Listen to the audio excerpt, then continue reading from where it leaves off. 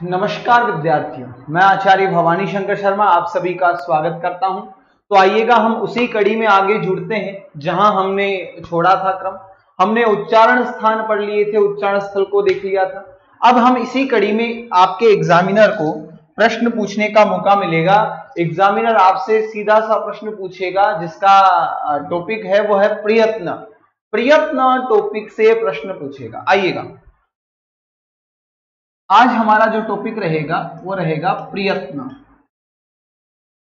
प्रयत्न प्रयत्न प्रयत्न क्या कहता है, आओ देखें क्या मतलब है प्रयत्न, क्यों प्रयत्न का तात्पर्य क्या है, इसको हम चर्चित करते हैं।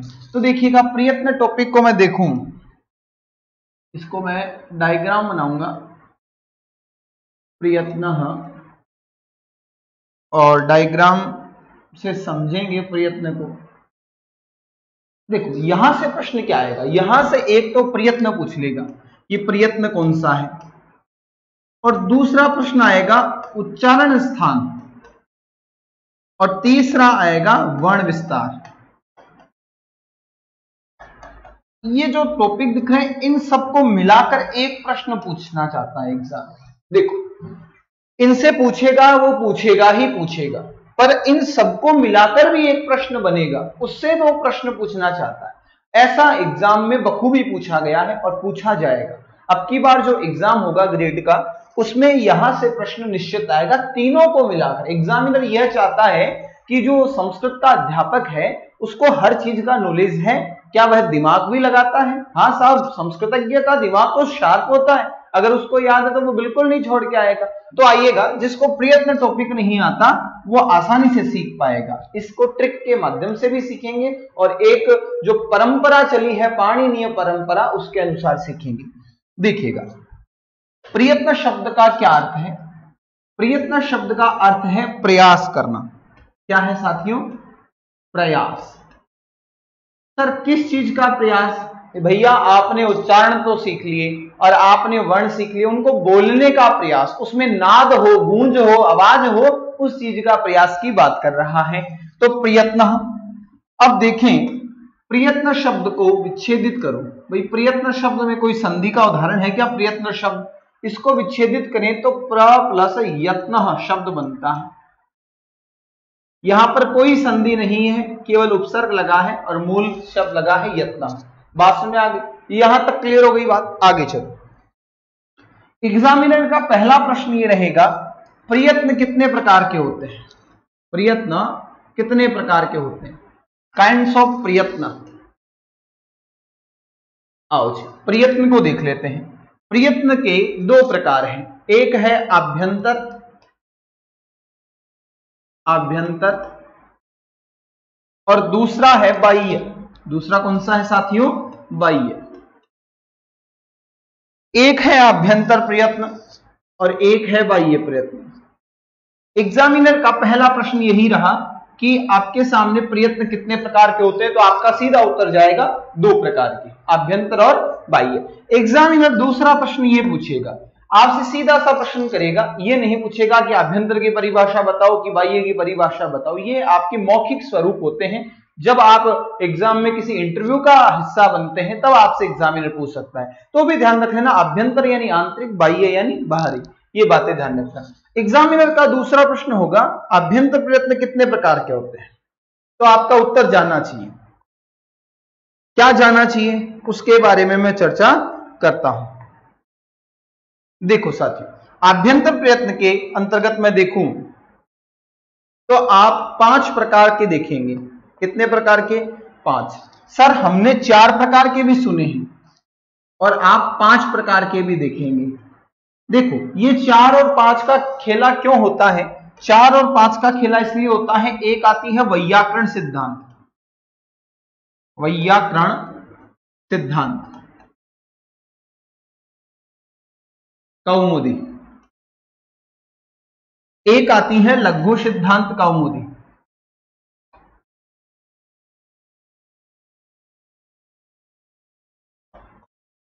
कौमुदी, ठीक बात, ठीक है सर।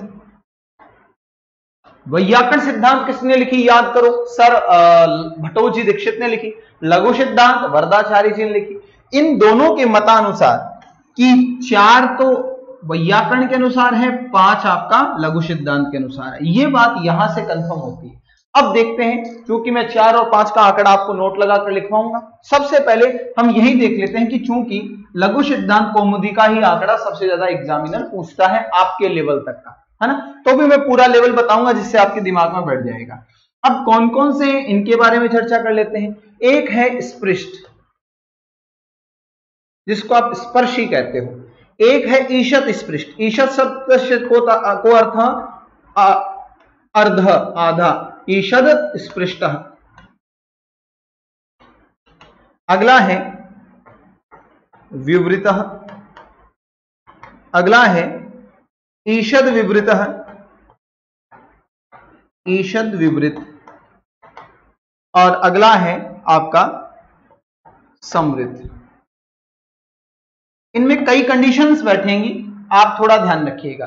एक आ गया आपका स्पृष्ट, एक आ गया आपका ईशद स्पृष्ट, एक आ गया आपका विवृत, एक आ गया आपका ईशद विवृत, और एक आ गया आपका समृद्ध। एग्जामिनर का प्रश्न यही रहेगा। ऐसे ही आपसे एग्जामिनर सीधा सा प्रश्न पूछेगा।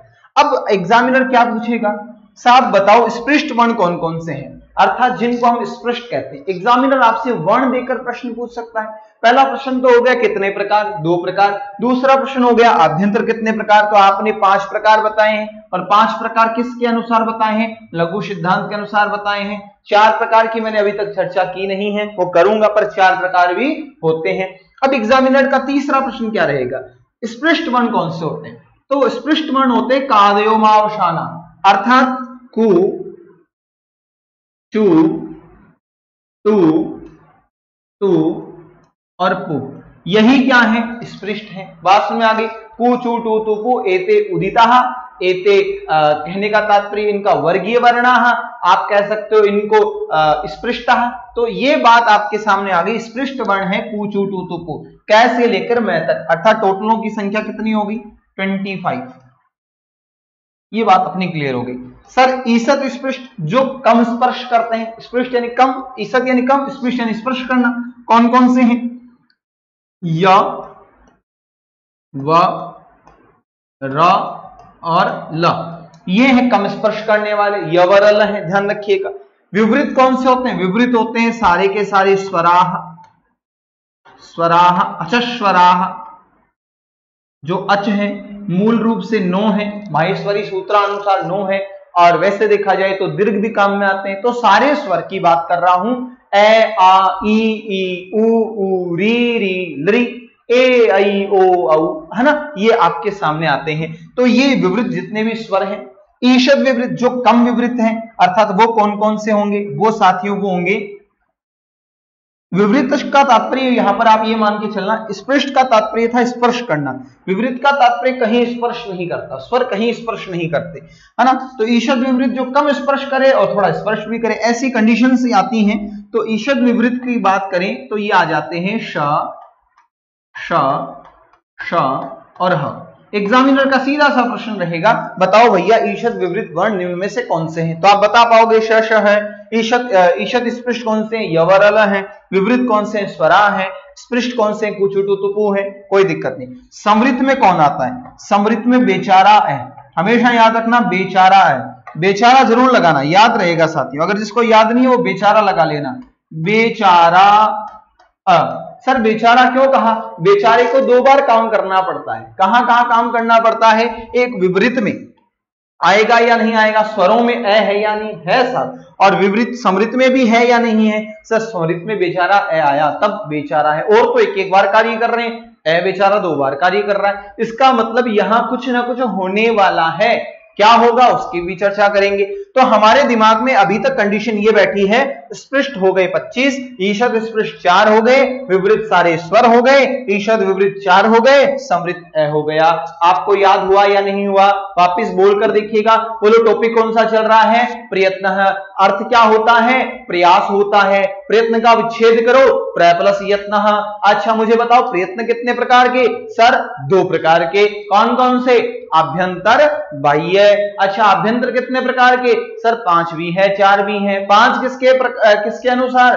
तो 5 सर आपके लघु सिद्धांत कौमुदी के अनुसार। 4 किसके अनुसार? वैयाकरण सिद्धांत कौमुदी के अनुसार। अच्छा बताओ स्पृष्ट कौन से हैं? सर पू चू टू तू पू, यस। अच्छा ईषद स्पृष्ट कौन से हैं? यवरल, विवृत, स्वराहा।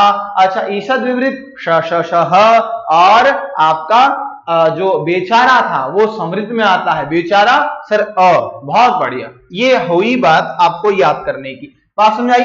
तो इनकी बातें मैं आपको आगे ले चलता हूं। क्या बातें हैं इनकी, नोट लगाकर देखना। इन्हीं में यहां पर एक काम आती है बात, क्या आती है? पहली बात तो ये है, एक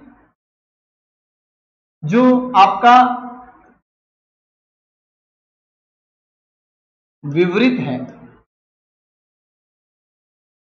और एक है आपका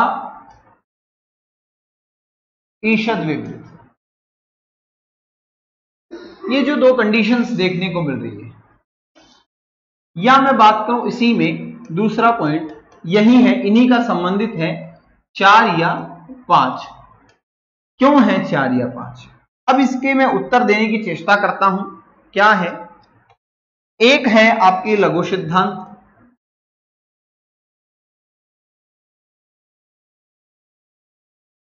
कौमुदी, कौमुदी यानी चांदनी, और एक है आपकी वैयाकरण सिद्धांत। लघु सिद्धांत कौमुदी क्या कहती है? लघु सिद्धांत कौमुदी सीधी सी बात कहती है भैया 5 होंगे। कौन कौन से? 1 2 3 4 5। ये 5 कौन कौन से हैं? लघु सिद्धांत कौमुदी कहती है स्पृष्टः सर, और क्या कहती है? ईषत् स्पृष्टः, स्पृष्टः ईषत् स्पृष्टः। और क्या कहती है? सर विवृत कहती है, ये लो विवृतः। ये कहती है ईषद विवृत, ये लो ईषद विवृत। और ये कहती है समृद्ध। ये 5 जो आपने अभी अभी देखे, याद भी होंगे। अब क्या कहता है? एक इसी में अगली बात आती है वैयाकरण सिद्धांत कौमुदी की। वैयाकरण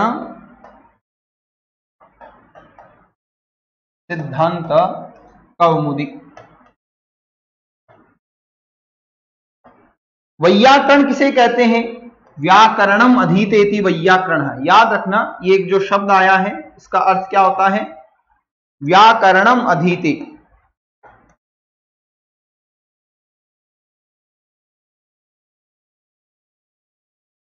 व्याकरणम अधीते, जो व्याकरण पढ़ता है, अधीते इति वैयाकरणम, व्याकरण को पढ़ने वाले को वैयाकरण कहते हैं। व्याकरण में अण प्रत्यय करते हैं। कौन सा प्रत्यय? अण प्रत्यय, तब शब्द निष्पन्न होता है आपका वैयाकरण। ध्यान रखना, अपत्य अर्थ में, अर्थात व्याकरण पढ़ने वाली संतान, व्याकरण पढ़ने वाली तस्यापत्यम इति सूत्रेण अण प्रत्यय विधीयते। अण प्रत्यय करता है अपत्य अर्थ में, अर्थात व्याकरण एक शब्द है उसमें अण प्रत्यय किया तो यहां से जो उत्पन्न होगा, जैसे मैंने कहा गर्ग प्लस ये गार्ग्य बनता है, गर्ग का बेटा गार्ग्य है, तो व्याकरण का बेटा वैयाकरण है। ध्यान रखना, व्याकरण पढ़ने वाला वैयाकरण कहलाता है। व्याकरणम अधीते, इसका सामासिक विग्रह हो गया, और वैयाकरण शब्द अण प्रत्यय से निष्पन्न हो गया, जिसमें मूल शब्द व्याकरण था। वी उपसर्ग आपका डुक्रिय धातु और लिट प्रत्यय, वी उपसर्ग आंग उपसर्ग भी था, ध्यान रखना। तो वैयाकरण सिद्धांत कौमुदी के अनुसार कितने हैं? सर वैयाकरण सिद्धांत कौमुदी के अनुसार 4 हैं। सर कौन सा नहीं माना गया? ईषद विवृत। देखो यहां पर हुआ क्या, यहां पर बात करूं तो जो विवृत था ना, विवृत में ईषद विवृत को शामिल कर लिया।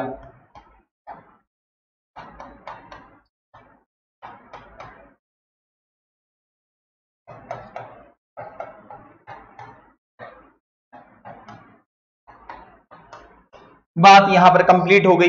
विवृत में ईषद विवृत को शामिल कर लिया। अब विवृत में ईषद विवृत को शामिल कर लिया कहने का तात्पर्य है जो आपका श श श ह था जो ईषद विवृत था, श श श ह था, वो किस में आ गया? स्वरों में आ गया, विवृत में आ गया। अगर ये भाग कम हो जाएगा तो कितने हो जाएंगे साथियों? 4 हो जाएंगे। इसी प्रकार हम वैयाकरण सिद्धांत के अनुसार 4 मानते हैं और लघु सिद्धांत के अनुसार कितने मानते हैं? 5 मानते हैं। ये बात आपकी क्लियर हो गई होगी। अगली बात और चलते हैं।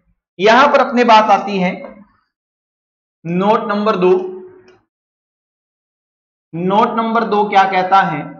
नोट नंबर 2 कहता है ए का प्रयोग। ए का प्रयोग 2 बार क्यों हुआ होगा? आओ देखते हैं उसकी बात भी। ए का प्रयोग 2 बार क्यों हुआ होगा, इसके बारे में देखते हैं।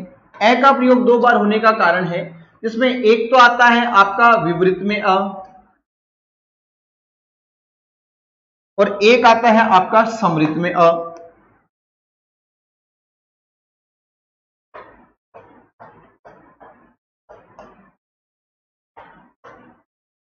एक तो आता है विवृत में, एक होता है समृत में। विवृत में आता है ए, एक आता है समृत में अ। अब ये कौन कौन सी कंडीशंस हैं? देखो, एक होती है प्रयोग दशा, एक होती है प्रक्रिया दशा। ये आता है, वो आता है प्रक्रिया दशा का।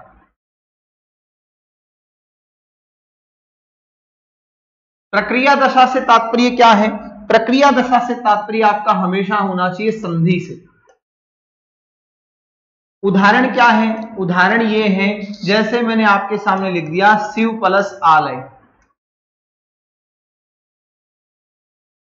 अब यहां पर जो वै में ए छुपा हुआ है, वै में ए छुपा हुआ है, ये ए आगे वाले आ के साथ प्रक्रिया करेगा। क्या करेगा? कोई ना कोई क्रिया करेगा, प्रक्रिया करेगा। क्रिया कर संधि का निर्माण करेगा। यह अक्रिया कर रहा है, यहां याद रखिएगा, यह ए आ के साथ क्रिया कर रहा है, इसलिए इस ए को हमने क्या कहा?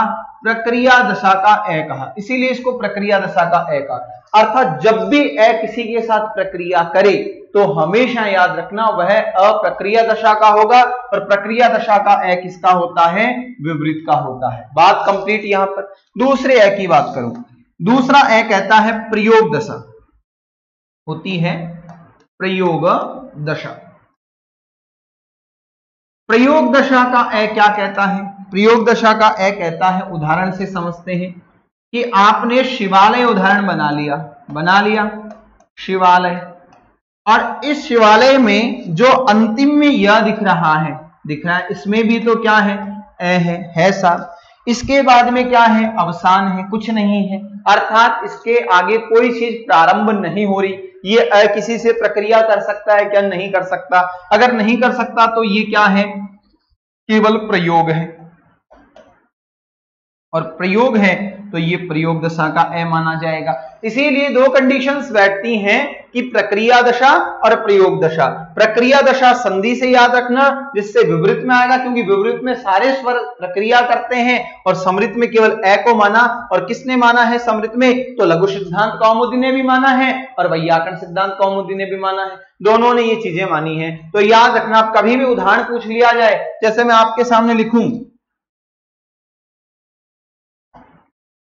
कमल, कमल में लय है, लय में अ है, किसका है? सर प्रयोग दशा का है। बात समझ में आ गई? तो ये जरूर ध्यान रखना। और कहीं संधि करता हुआ ए मिल जाए तो वो प्रक्रिया दशा का। इतनी सी सिंपल सी बात है। आओ हमने अब देखें तो हमने ये चीजें देख ली हैं। वापस देखिएगा, हमने पूरा का पूरा वर्णों का जो अभ्यंतर प्रयत्न का क्रम है वह देख लिया। अभ्यंतर प्रयत्न में किस प्रकार के प्रश्न पूछे जाएंगे वह देख लिया। हमने देख लिया कि वैयाकरण सिद्धांत के अनुसार 4 क्यों है, लघु सिद्धांत के अनुसार 5 क्यों है। हमने ये भी क्रम देख लिया नोट लगाकर, विवृत और ईषद विवृत की क्या कंडीशन है, क्यों या 4 या 5 माने जाते हैं, लघु सिद्धांत के अनुसार कितने हैं, कौन कौन से हैं, वैयाकरण सिद्धांत के अनुसार कौन से हैं, विवृत में ईषद विवृत को शामिल कर दिया गया है। इसीलिए ये कंडीशंस बैठ के आपके दिमाग में बैठ जाती हैं। और अगली बात और चले तो यहां पर हम नोट लगाकर ए का प्रयोग देखते हैं। ये ध्यान रखिएगा, विवृत में प्रक्रिया दशा है, समृत में प्रयोग दशा है। देखो साथियों, हिंदी भाषा में कई शब्दावलियां अशुद्ध हैं, ध्यान रखिएगा। जैसे आप हमेशा याद रखिएगा कि कई शब्द ऐसे होते हैं जो अशुद्ध लिखे जाते हैं परंतु उनको सही मान लिया जाता है। जैसे राष्ट्रीय शब्द आप लिखोगे तो लिखकर देखना कॉपी में, राष्ट्रीय शब्द लिख के देखना, आप राष्ट्रीय निश्चित तौर पर आप सभी ने लिख लिया होगा, राष्ट्रीय, कोई दिक्कत नहीं है, राष्ट्रीय शब्द लिख लिया होगा। परंतु, कौन सा तू, बहुत बड़ा परंतु है साथियों, ये परंतु है कि राष्ट्रीय शब्द ऐसा तो लिखा ही नहीं जाता साथियों, राष्ट्रीय शब्द तो ऐसे लिखा जाता है, राष्ट्रीय शब्द तो ऐसे लिखा जाता है ना। यह शुद्ध है, ध्यान रखना, यह शुद्ध है, यह शुद्ध है, कितनी बड़ी मिस्टेक है ना, बहुत बड़ी मिस्टेक है। पर हिंदी वाले क्या मानते हैं, राष्ट्रीय मानते हैं, पर होता राष्ट्रीय है। कैसे होता है ये ध्यान रखना, यहां जब प्रत्यय पढ़ोगे उस प्रत्ययों में चर्चा करूंगा इन चीजों की, है ना। तो वहां पर यहां पर कौन सा प्रत्यय होगा, क्यों ई आदेश हुआ, क्यों इस प्रकार के सब मूल शब्द राष्ट्र था, तो ये मैं बताने के लिए बता रहा हूं कि आप में दिमाग में रहे कि हिंदी में कितनी अशुद्धियां हैं। आप इनके प्रयोग प्रत्ययों में देखेंगे तो आपको मजा भी आएगा, है ना। तो राष्ट्रपारात घघव नाम का सूत्र आता है, उसके अनुसार प्रत्यय होता है, उसके बाद में कार्य होता है। तो ये कुछ दिमाग में आपके शंका रहनी चाहिए, जिससे क्या हो, पढ़ने का मजा आए कि यार देखो राष्ट्रीय शब्द जो है वो इतना अपन तो राष्ट्रीय बड़ा लिखा करते थे, राष्ट्रीय शब्द में ऐसा क्यों है। अब कोई सूत्र देखेंगे, राष्ट्रपारात घघव सूत्र सर ने बताया है, क्या राष्ट्रपारात घघव सूत्र कहां मिलेगा, ये मिलेगा अपत्य प्रकरण में, अपत्य प्रकरण, या आप देखोगे तद्धित प्रकरण, आप देखना तद्धित प्रकरण में देखने को मिलेगा। खोजोगे तभी तो पता चलेगा कि पढ़ने का मजा क्या है। तो आइएगा, हमने यहां आभ्यंतर प्रयत्न क्लियर कर लिए हैं, अब देखते हैं बाह्य प्रयत्न। बाह्य प्रयत्न, बाह्य प्रयत्न क्या है, आओ जी देखते हैं। अब बड़ी बात आ गई, कब बाह्य प्रयत्न क्या याद करांगा बाह्य प्रयत्न। अब बाह्य प्रयत्न की कंडीशन के है, कता प्रकार का एग्जामिनर ने रीट में दोनों प्रश्न पूछे। अगर आपने रीट का एग्जाम दिया है कभी, तो रीट में आपने देखने को मिलेंगे, आभ्यंतर भी देखने को मिले होंगे और बाह्य भी देखने को मिले होंगे। बहुत बार पूछते हैं, आपने सेकंड ग्रेड का एग्जाम दिया है तो प्रश्न देखने को अवश्य मिलते हैं, है ना। आपने फर्स्ट ग्रेड का एग्जाम दिया, प्रश्न देखने को मिलते हैं। आपने कॉलेज लेक्चर का एग्जाम दिया है तो देखने को मिलते हैं। आपने 12वीं की है तो देखने को मिलते हैं। आपने फर्स्ट ईयर की है तो देखने को मिलते हैं। जिंदगी में देखने को ही मिलेगा, और जिसको देखने को मिला है वो हमेशा आगे बढ़ा है ना। तो बाह्य प्रयत्न जो है वो कितने प्रकार के हैं, आपका उत्तर सही आना चाहिए सर, 11 प्रकार के हैं। कितने प्रकार के हैं, 11। 11 प्रकार कौन कौन से हैं, आओ देखते हैं। सर याद ही तो कौन में बड़ी बात तो आई है नहीं, मैं नौकरी लागू हम कमी है, क्या कमी तो की कोई 1 2 3 4 5 6, तो कौन लागे जाएगा, कन्ना कन्ना लिखना पड़ेगा। 2 3 4 5 6 7 8 9 10, अरे 11 होगा। अब काली बिजली बैठ गई, 11 हो गए। बाह्य प्रयत्नों की संख्या कितनी है, 11। ध्यान रखना, एकादश, है ना। कौन कौन से हैं, आओ। विवार, समार, विवार श्वास माफ करना, विवार श्वास, अघोष, समार, नाद, घोष, अल्प प्राण, महाप्राण, उदात, अनुदात और स्वरित। ये रहे 11 प्रकार, देख लो साथी।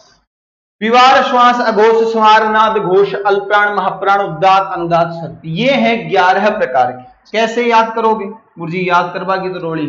पहला कौन सा ही, पहले को मैंने एक डब्बे में बंद कर दिया, विवार श्वास अघोष। दूसरे को एक डब्बे में बंद कर दिया, समारनाद घोष। ठीक, याद करने के तरीके देखते हैं। पहले डब्बे में विवार श्वास अघोष, दूसरे डब्बे में स्वारनाद घोष। जोर से बोलो, घर पर बैठे बोलो, पड़ोसियों को सुनना चाहिए कि कोई तैयारी कर रहा है। बोलो, विवार श्वास अघोष पहले डब्बे में, विवार श्वास अघोष पहले डब्बे में, स्वारनाद घोष दूसरे डब्बे में, समारनाद, सवारबा को नहीं जगह पर करा क्या हुआ, है ना। आ सवार बागों ने जगह बक करा क्या विवार श्वास अघोष संवारनाद घोष, विवार श्वास अघोष संवारनाद घोष। अर्थात पहले डब्बे में मैंने विवार श्वास अघोष लिखा, पहले डब्बे का नाम दिया मैंने आपके सामने पाकिस्तान। क्या नाम दिया? पाक। याद रखना, बहुत अच्छी ट्रिक है, याद हो जाएंगे सारी बात। दूसरे में दिया मैंने चीन। पहले डब्बे को मैंने नाम दिया पाकिस्तान, दूसरे डब्बे को मैंने दिया चीन। पाकिस्तान ने किसका ठेका ले रखा है सर? विवार श्वास अघोष का ले रखा है। चीन ने किसका ले रखा है? संवारनाद घोष का ठेका ले रखा है। पाकिस्तान ने विवार श्वास अघोष, चीन ने संवारनाद घोष का ठेका ले रखा है, कोई दिक्कत नहीं। अब आपको करना क्या है? अब आपको वर्ग लिखने हैं। कौन से? पू, चू, टू, टू, पू। लिखने आते हैं क्या सर? बढ़िया तरीका लिखना भाई थे तो मन पूछ लो, आ जाओ। मैंने लिख दिए क, ख, ग, घ, ङ, च, छ, ज, झ और य। मैंने लिख दिया ट, ठ, ड, ढ, ण। मैंने लिख दिया त, ह, द, ध, न। मैंने लिख दिया प, फ, ब, भ और म। लिख दिया, कोई दिक्कत नहीं है ना, लिख दिया। अब मैंने पाकिस्तान का ठेका ले रखा था विवार श्वास अघोष और चीन ने ठेका ले रखा था संवारनाद घोष। इसी लहजे से मैंने बंटवारा किया सर, बंटवारा किया। मैंने कहा पाकिस्तान की जनसंख्या तो कम है तो 2 लाइनें ले लो, और मैंने कहा चीन की जनसंख्या ज्यादा है तो 3 लाइनें ले लो। बंटवारा बराबर में कर दिया सर, कोई दिक्कत नहीं है। पाकिस्तान का बंटवारा कर दिया मैंने, छोटा है तो ये, चीन की जनसंख्या ज्यादा है तो चीन हो गया। पाकिस्तान ने ठेका किसका ले रखा था? विवार श्वास अघोष। चीन ने ठेका किसका ले रखा था? संवारनाद घोष। अर्थात ये जितने भी पहली दूसरी लाइन आई है वो सारे पाकिस्तान के हैं। पाकिस्तान ने ठेका ले रखा है विवार श्वास अघोष का। अर्थात ये सारे वर्ण विवार श्वास अघोष के नाम से जाने जाते हैं, और इन्होंने ठेका ले रखा है चीन ने संवारनाद घोष का। जनसंख्या ज्यादा तो ये जितने भी आए हैं वो संवारनाद घोष कहलाते हैं। याद हुई बात, कोई दिक्कत नहीं है। पाकिस्तान, चीन, जनसंख्या ज्यादा, जनसंख्या कम, 2 लाइनें कम, 3 लाइनें ज्यादा, 2 लाइनें पाकिस्तान, 3 लाइनें चीन। पाकिस्तान का ठेका विवार श्वास अघोष, चीन का ठेका संवारनाद घोष, कोई दिक्कत नहीं। अब इन दोनों में युद्ध हो गया। किसमें? पाकिस्तान और चीन में युद्ध हो गया भयंकर, और दोनों एक दूसरे के खून के प्यासे लड़ाई करने लग गए। भयंकर लड़ाई की युद्ध पर, एक तुझे मारने के लिए तैयार, एक मुझे मारने के लिए तैयार। तो पाकिस्तान चीन ऐसी तैयारी कर रहे थे, लड़ाई कर रहे थे। तो पता चला कि पाकिस्तान को कि भैया चीन के पास जनसंख्या ज्यादा है, और अगर आप लड़वा गलते हूं चलेगा तो अपनी नानी, दादी, काकी, मामी से याद दिला देंगे चीन। तो पाकिस्तान आया भारत के पास रोता रोता आया, सब रोएगा ही, रोना ही पड़ेगा, है ना। तो रोता रोता आया पाकिस्तान और बोला भाई साहब अब की बार बचा लो, आप ही हमारे बड़े भाई हो, हमें बचा लो, एक बार बचा लो, जिंदगी में आपका कर्ज कभी नहीं भूलेंगे, और हमें पता था ये कर्ज भूल जाएगा।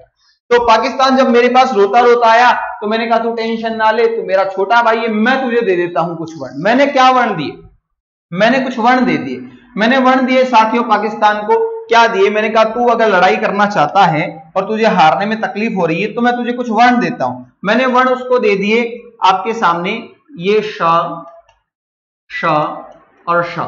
मैंने 3 सैनिक दे दिए किसको? पाकिस्तान को। मैंने कहा जा मैदान जीत ले। मैंने 3 सैनिक दे दिए पाकिस्तान को मैदान जीतने के लिए, श, श और श। ये 3 सह दे दिए मैंने लड़ाई जीतने के लिए। मैंने कहा इन वर्णों को ले जा और मैदान जीत ले। और मैदान जीतने के लिए यहां पर ये तैयार हो गया, और मैदान जीतने के लिए तैयार हो गया, इससे लड़ने चला गया। यह बात पता चली चीन को। चीन ने कहा भैया लड़ाई तो हो गई, पर इसने 3 सैनिक हैं वो इंडिया के हैं और मार डालेगा। तो उन्होंने पता लगाया कि ये 3 सैनिक किसने दिए, तो पता चला भारत ने। भारत में किसने दिए? तो बोला राजस्थान में। राजस्थान में किसने दिए? बोला सीकर में भवानी शंकर शर्मा रहता है, उसने दिए। बोला क्या करता, बोला संस्कृत पढ़ाता। बोला कब से पढ़ाता है, बोला कि साहब 8 साल हो गए संस्कृत पढ़ाते हुए, first grade second grade final को पढ़ाता है। तो साहब इसको क्या करें, बोला कि इसको पकड़ के लाओ। मैं पकड़ने के लिए आ गए, सब मैं ब्राह्मण व्यक्ति, भवानी शंकर शर्मा ब्राह्मण व्यक्ति, कहां तक जाता। मैंने कहा भैया जो कुछ है वो ले जाओ, मुझे लड़ने का शौक नहीं है ना। तो उन्होंने मेरे से जो जो बचे थे वो सारे ले लिए। क्या क्या बचा था मेरे पास,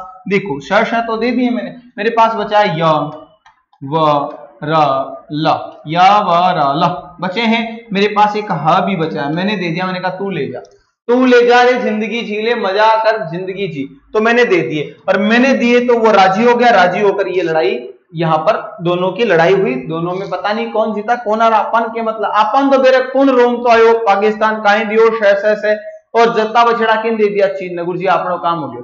अर्थात ये तरीके से आपको ये वर्ण सारे याद हो गए होंगे, बात में आ गई। तो यहां तक मैं कंडीशन आपको दिखाता हूं। यहां पर आपने याद करने का एक तरीका लहजा अपनाया, ये आप लोगों को याद कराने के लिए बातें थी और कुछ नहीं था। ठीक, इतनी बातें याद हो गई अपने को, कोई दिक्कत नहीं है। अब आप आराम से कर सकते हो, कैसे, जैसे मैं बताता हूं आपको।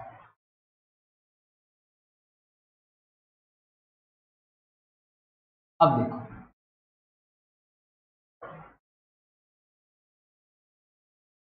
तो हमारे सामने एक आया विवार श्वास अघोष, एक आया स्वारनाद घोष। इसमें थोड़ी कंडीशन आपको याद रखनी है। क्या रखनी है, वर्ग का पहला दूसरा और श श यही आते हैं, कोई दिक्कत नहीं। यहां पर आता है वर्ग का तीसरा चौथा पांचवा, य व र ल ह। यहां तक याद हो गए, कोई दिक्कत नहीं है। ठीक, यहां तक याद हो गए। आ जाओ, अब यहां पर और भी कुछ बांटने, क्या बांटने हैं आपको याद होना चाहिए कि साहब हमारे सामने आते हैं क और ख, पहला दूसरा इसी में आएगा। आपके सामने आते हैं क, आपके सामने आते हैं ख ख, यम वर्ण। अर्थात ये कंडीशन भी याद रखनी, ये भी इसी में आती है, किसमें, विवार श्वास अघोष में, क ख क। तो ये आ गए यम वर्ण वाले, और ये आ गए आपके कौन से, जीवा मूल वाले, जीवा वाले, ये भी इसी में काउंट होंगे। ये जरूर ध्यान रखना, एग्जामिनर संख्या पूछे तो काउंट करके बता देना। और यहां पर कौन से आएंगे सर, आगे वाले प भी इसी में आएंगे ना, हाँ इसी में आएंगे, प और फ भी इसी में आएंगे भैया, पहला दूसरा है। यहां पर कौन आएगा सर, यहां पर आएगा क ख आ गया, ग और ग, घ और घ आ गया। ये कौन से आ गए, यम वर्ण आ गए। ये कंडीशन अपने क्लियर होती है। अब जाकर ये संपूर्ण स्थितियां क्लियर होती है विवार श्वास अघोष की, समारनाद घोष की। एग्जामिनर कुछ भी प्रश्न यहां से पूछ ले, आपका उत्तर सही जाना चाहिए, है ना, ये जरूर ध्यान रखना, ये आपका सही उत्तर जाना चाहिए, ये जरूर ध्यान रखना। यहां पर कंडीशन आपकी बैठेगी। अब साहब यहां पर अपने सामने दिमाग में बैठ गई सारी चीजें, यहां उत्तर आ गया, तो हमारा विवार श्वास अघोष समारनाद घोष कंप्लीट हो गया। एग्जामिनर पूछे तो याद करके बता देना, ज्यादा कौन से हैं कम कौन से हैं, ये चीजें बता देना। ठीक, अब आगे चलते हैं। अपने सामने आया अल्पप्राण और महाप्राण। एक था अल्पप्राण, एक था महाप्राण। देखो, एक वकील महोदय कहते हैं कि आपके पास धन अगर सामने है तो वह आपका है, प्रत्यक्ष धन आपका होता है। आप एग्जाम में बैठते हैं, आपको याद कितना है वह आपका है, अगर आप सोच में पड़ गए तो वह आपका नहीं है, इसका मतलब बैंक में पड़ा है आपका धन। अगर आपके सामने, आपके पास, आपकी जेब में 1000 रुपए पड़े तो आप कुछ कर सकते हैं, अगर बैंक में पड़े तो लाने जाना पड़ेगा, टाइम लगेगा, उतने में टाइम निकल जाएगा। यही बात आपके सामने, हार्ट अटैक आ रहा है, आदमी के पास दवाई है तो वो खाकर जिंदा रह जाएगा, हार्ट अटैक आ गया, कुछ नहीं है पास में, उस समय उसकी कंडीशन आप सब जानते हैं। तो यही कंडीशन है कि आपके दिमाग में ये चीजें याद है या नहीं है। अब चीन और पाकिस्तान से आपका दिमाग बोलेगा हाँ सर याद है। अब महाप्राण अल्पप्राण की बात आती है। देखो, हमने एशिया खत्म कर दिया, चूंकि पाकिस्तान और चीन एशिया में है। एशिया खत्म कर हम कहां चलते हैं, अल्पप्राण और महाप्राण में। हम चलते हैं यूरोपीय देशों के अंतर्गत, हम चलते हैं स्विट्जरलैंड में। हम गए यूरोप में, और यूरोप में मुझे 2 भाई मिले, एक का नाम था अल्पप्राण और एक का नाम था महाप्राण। बोले भवानी जी आप आप आए, आप तो बहुत अच्छा पढ़ाते हैं। मैंने कहा यार इतना भी अच्छा नहीं पढ़ाता, आप बताओ। बोले आप बहुत अच्छा पढ़ाते हो, आपने क्या किया हमें पता है। वहां पर मुझे हंसी आ गई, पर मैंने कहा कोई बात नहीं, आप मेरा मजाक उड़ा लो। पर मैंने कहा कि भैया क्या दिक्कत है आप बताओ। बोला साहब आपने जो बंटवारा किया था हम दोनों भाइयों में भी कर दो। मैंने कहा कोई बात नहीं, बंटवारा करने में माहिर हूं, मैं कर दूंगा। किसी को फर्स्ट ग्रेड में तो किसी को सेकंड में, किसी को थर्ड में भेजता हूँ। आज तुम दोनों का बंटवारा कर देता हूँ। कर देते हैं, आ जाओ इसका बंटवारा करते हैं। मैंने वापिस वही किया जो मुझे करना था। मैंने कू लिखा, मैंने चू लिखा, मैंने टू लिखा, मैंने तू लिखा और मैंने पू लिखा। लिख दिया साहब, कोई दिक्कत नहीं, लिख दिया। ये लो, कौन कौन से वर्ण आएंगे सर हमें पता है। का आएगा, खा आएगा, ग आएगा और घ आएगा और ng आएगा। का ख ग ng। क्या आएगा, च छ ज झ य। ट ठ ड ढ ण। आगे त थ द ध न। आगे प फ ब भ और म। आ गया साथी। जैसे ही मैंने वर्गीय वर्ण लिखे, स्पृष्ट लिखे, कादयो मां क्या से लेकर म तक लिखे, तो इतने में काली नदी चल गई। कौन सी नदी चली, काली नदी चल रही है ना। इनके सबके बीच में काली नदी चली, क्योंकि एक छोरी कालती हमेशा जीव बाढ़ती, आवती रजावती बायरो बुहारती। एक छोरी कालती हमेशा जीव बाढ़ती, एक छोरी कालती हमेशा जीव बाढ़ती। अकालती छोरी आ गई, काली नदी चल गई। काली नदी जैसे ही चली तो मैंने इनका बंटवारा कर दिया। मैं इनके क्या निकालने वाला हूं आज, मैं इनके प्राण निकालने वाला हूं। इनके क्या निकलेंगे आज साथियों, सर इनके प्राण निकलेंगे। ये निकले इनके प्राण। पहला कौन सा प्राण है सर, पहला प्राण अल्प है, ये लो अल्प। दूसरा कौन सा है सर, महा है। वापिस कौन आएगा सर, अल्प आएगा। वापिस कौन आएगा सर, महा आएगा। पाछो कौन आओगो, अल्प आओगो। अंगुलियों पर याद कराने का तरीका मेरे पास है। वापिस देखो, ये रहे अल्पप्राण महाप्राण, अल्पप्राण महाप्राण अल्पप्राण। पहले अल्पप्राण से शुरुआत होगी, अंत भी अल्पप्राण से होगा। अल्पप्राण महाप्राण, अल्पप्राण महाप्राण, अल्पप्राण। तो ये अंगुलियों पर याद कराने का तरीका। वर्गीय वर्ण किसको नहीं आते, सबको आते हैं। मुझे आते हैं तो सबको आते हैं। तो ये रहे अल्पप्राण महाप्राण लिख दी।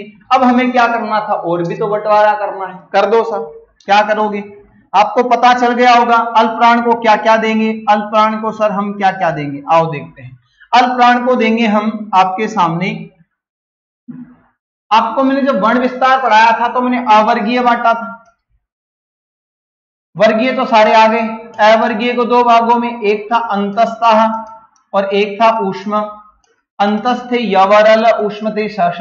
पहले कौन आता है, पहले अंतस्थ आता है। बाद में कौन आता है, बाद में ऊष्म आता है। पहले यहां कौन आता है, अल्पप्राण, तो अंतस्थ यहां दे दिए अंतस्था। और ऊष्म का आता है बाद में, तो इसको दे दिए ऊष्म। याद हो जाए, ये तरीका है। कैसा है, तरीका है कि आपको उस समय याद आ जाए कि कौन अंतस्थ किसमें आते हैं, कौन ऊष्म किसमें आते हैं। याद हो गया, पहले अंतस्थ आते हैं तो पहले अल्पप्राण आता है, बाद में ऊष्म आता है तो वहां पर बाद में महाप्राण आता है। याद हो गया।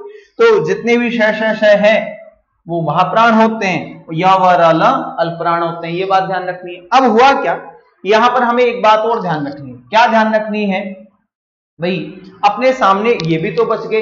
कौन कौन से बच गए, आओ देखते हैं।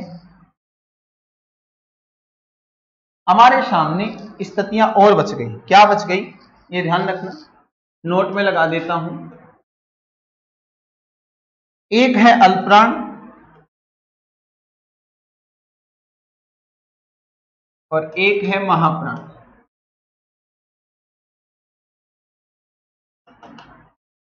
अल्पप्राण में और कौन आएगा, क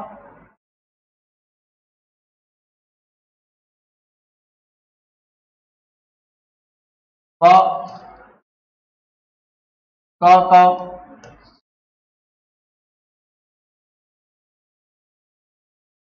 ग ग। ठीक, यहां पर कौन आएगा, बात समझ में आ गई होगी। महाप्राण में आएगा क ख प फ, आगे क ख घ घ। ये ये कंडीशन भी याद रखना, इनको भी याद रखना है। एग्जामिनर पूछ बैठे तो आपका उत्तर देना यम वर्ण और जीवामूल्य उपध्मानी, इनका भी अपन ने बंटवारा कर दिया है। तो हमारे दिमाग में ये सारी चीजें बैठ गई कि अल्पप्राण महाप्राण कौन कौन से हैं। आपका दिमाग तुरंत उत्तर देना चाहिए। वापिस देखो, याद करते हैं कैसे। वापिस देखो, टॉपिक कौन सा था? प्रयत्न। प्रयत्न का मतलब प्रयास होता है। प्रयत्न का विच्छेदित रूप प्र प्लस यत्न। संधि हुई है, संयोग हुआ है? सर संधि नहीं हुई, संयोग हुआ है। परिवर्तन हो तो संधि है, परिवर्तन हो तो संधि है, परिवर्तन ही नहीं तो संयोग है। अब प्रयत्न कितने प्रकार के? सर दो प्रकार के, एक है आभ्यंतर तो दूसरा है बाह्य। आभ्यंतर कितने प्रकार के? सर 4 और 5। कौन कौन से हैं? सर 4 तो है वैयाकरण सिद्धांत अनुसार, भट्टोजी दीक्षित के अनुसार, वरदाचार्य के अनुसार 5 है, लघु सिद्धांत के अनुसार 5, एक ही बात है। सर 5 कौन कौन से? स्पृष्ट, ईषद स्पृष्ट, विवृत और ईषद विवृत और समृत। स्पृष्ट कूचुटुतु, ईषद स्पृष्ट अंतस्तः, विवृत आपके हो गए स्वराह, ईषद विवृत आ गए ऊष्माण, और आपका जो समृत आ गया बेचारा यस अब। ठीक है, अच्छा मैंने इसमें कंडीशन बताई थी, याद हो गई। एक कंडीशन और है, प्रक्रिया दशा और प्रयोग दशा। प्रक्रिया संधि में होती है, संधि विवृत के साथ होगी और प्रयोग समृत के साथ होगा। अंतिम वाला हमेशा जो अकेला ए रहता है उसके साथ कुछ नहीं होता, कहीं प्रक्रिया करने का मौका नहीं मिलता तो प्रयोग होता है, और अगर प्रक्रिया करने का मौका मिल जाए तो वो होता है प्रक्रिया दशा के अंतर्गत। बात कंप्लीट हो गई। अच्छा कितने थे भाई? सर 11 थे। 11 कौन कौन से? विवार, श्वास, अघोष, समार, नाद, घोष, अल्प प्राण, महाप्राण, उद्दात, अनुदात, स्वरित। अच्छा पहले डब्बे पाकिस्तान, दूसरा डब्बा चीन। पाकिस्तान ने ढेका किसका ले रखा था? सर विवार, श्वास, अघोष, और चीन ने सवार, नाद, घोष का अपन ने कूचुटुतु लिखे। अच्छा पहली 2 लाइनें पाकिस्तान की, आगे वाली 3 लाइन की। ठेका पाकिस्तान ने विवार, श्वास, अघोष का, चीन ने समारनाथ घोष का। पाकिस्तान रोता रोता आया तो क्या क्या दिए? सर हमने श दिए। अच्छा वहां उसको क्या दिए? सर यवरला ह दिया। बात समझ में आ गई। अच्छा उसके बाद में आपको माफ करना, क्या बोलते हैं उनको, जीवामूल्य उपध्मानी कंडीशन याद रखनी है, और आपको यमन की कंडीशन याद रखनी है। पहली दूसरी लाइन उसी में जाएगी, तो जीवामूल्य उपध्मानी है तो इसी में आ जाएंगे। किस में आ जाएंगे? विवार, श्वास, अघोष में, और साथ में क ख आ जाएंगे। क ख ख की स्थिति भी यहां आ जाएगी, तो अपना ये कंप्लीट हो जाएगा। और वहां पर चलेंगे विवार, श्वास, अघोष में, तो वहां पर आ जाएगा ग ग घ ग की स्थिति आ जाएगी, केवल उनकी आएगी और कुछ नहीं आएगा। तो ये कंप्लीट हो जाती है। उसके बाद में हमने देखा यूरोप में चल गए। यूरोप में कितने भाई मिले? सर 2 मिले। कौन कौन से? हमें मिला अल्पप्राण और महाप्राण। भवानी जी की जय जयकार की। वहां पर क्या किया? सारे वर्ग लिख दिए कूचुटुतु, काली नदी चली, है ना, और हमने क्या निकाले? प्राण निकाले। पहला प्राण कौन सा है? अल्पप्राण, महाप्राण, अल्पप्राण, महाप्राण, अल्पप्राण, कोई दिक्कत नहीं है ना। अंतस ऊष्माण, अंतस पहले अल्पप्राण के पास, ऊष्माण बाद में महाप्राण के पास, कोई दिक्कत नहीं है। फिर हमने देखा साहब वही कंडीशन हमने अप्लाई की, और वो कंडीशन कहां अप्लाई की हमने? वो कंडीशन अप्लाई की, वो मिट गए क्या? वो मिट गए लगता है। वो हमने कहा लिखे? वो हमने लिख दिए साथियों उसमें कि अल्पप्राण और महाप्राण में कौन कौन आएंगे। यहां पर कहने का मतलब क और आपका प, जो जीवामूल्य उपध्मानी कंडीशन है, साथ में क और आपका ग आ जाएगा अल्पप्राण में। वहां पर कौन आ जाएगा? वहां पर आ जाएगा अपना ख और फ आ जाएगा अर्धविसर्ग वाला, और उसके साथ कौन आ जाएगा? आपका आ जाएगा ख और घ आ जाएगा। बात समझ आ गई? तो वो कंडीशन भी आपके याद हो गई। अब हम चलते हैं किसमें? हम चलते हैं बचा उद्दात, बचा अनुदात और बचा स्वरित।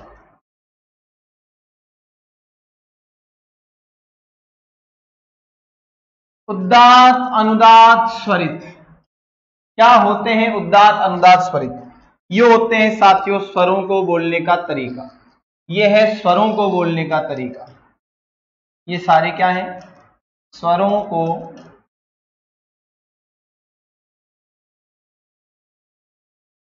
बोलने का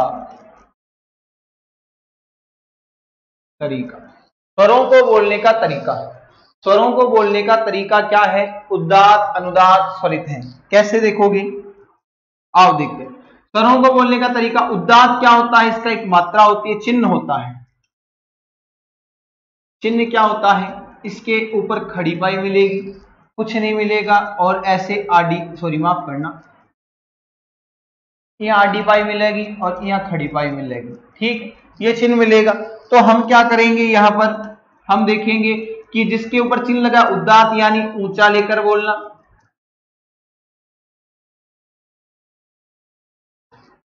ऊंचा लेकर बोलना, इसका तात्पर्य हो जाएगा ऊंचा लेकर बोलना।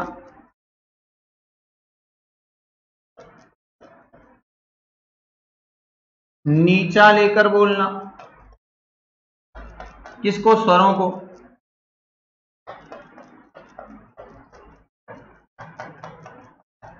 और इसका तात्पर्य हो गया बराबर में बोलना।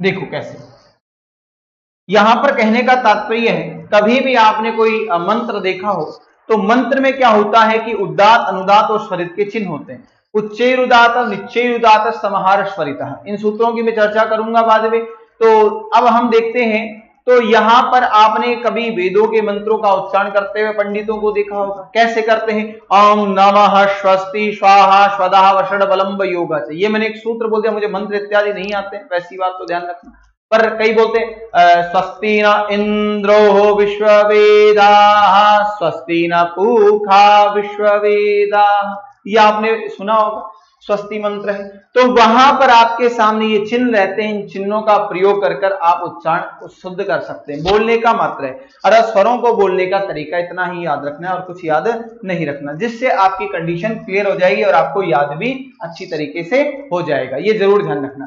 तो अपने दिमाग में ये सारी चीजें बैठती है कि साहब ये चीजें आपके दिमाग में बैठेंगी तो आप अच्छा कर पाएंगे। तो वापस देखिएगा, एग्जामिनर यहां से प्रश्न क्या क्या पुटअप करेगा, मैं आपके पास चर्चा कर देता हूं, एक प्रश्न बताकर आइएगा। प्रश्न क्या है, प्रश्न है निम्न में से सही क्रम बताएं।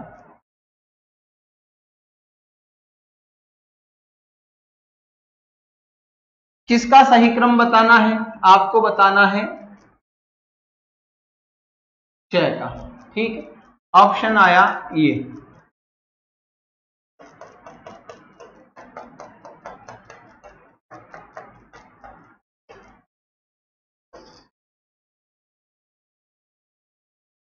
तालु,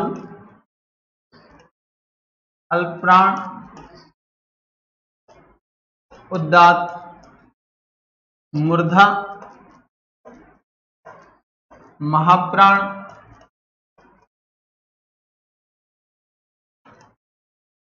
अंतस्थ, तालु, अल्पप्राण, पृष्ठः, और एक बता दिया नासिका, महाप्राण, ऊष्म। तो बताइएगा उत्तर कौन सा जाएगा, सोचिएगा। निम्न में से सही क्रम बताएं, सही क्रम किसका, चय का सही क्रम क्या होगा, तो बताओगे, कौन सा बताओगे, जल्दी बताओ, कौन सा बताओगे सही क्रम। तो आपका दिमाग बोलेगा सर यहां तालु सही है, अल्पप्राण च सही है, उदात्त नहीं हो सकता, उदात्त नहीं हो सकता, उदात्त तो केवल स्वर होते हैं, ठीक है। सर मूर्धा चय का नहीं हो सकता, नहीं हो सकता, महाप्राण भी नहीं हो सकता, नहीं हो सकता, अंतस भी नहीं हो सकता, नहीं हो सकता, आ जाओ, नासिका नहीं हो सकता, महाप्राण नहीं हो सकता, और ऊष्म नहीं हो सकता। आप एक एक भी काट दोगे तो भी आपका उत्तर मिल जाएगा, मुझे तो सारे काट के बताने थे। तो यहां पर उत्तर सही होगा 3, तालु है, अल्पप्राण स्पृष्ट होता है या नहीं होता, होता है सर, वर्गीय वर्ण सारे स्पष्ट होते हैं। तो इस प्रकार के प्रश्न आपके दिमाग में आने चाहिए, याद होने चाहिए और अच्छा कर पाओगे। तो आज के लिए इतना ही साथियों, आपको मुझे पता है याद हो गए, मुझे विश्वास है, क्योंकि मैंने जब जब पढ़ाया है मैं याद करवा के ही जाता हूं। मेरा एक ही तो उद्देश्य होता है, कक्षा में याद करवा के चले जाना। आप गलती से भूलना चाहो तो भूल कर देख लेना, है ना। तो आज के लिए इतना ही, आज के आनंद की जय हो और बोल बालाजी महाराज की जय हो। धन्यवाद साथियों।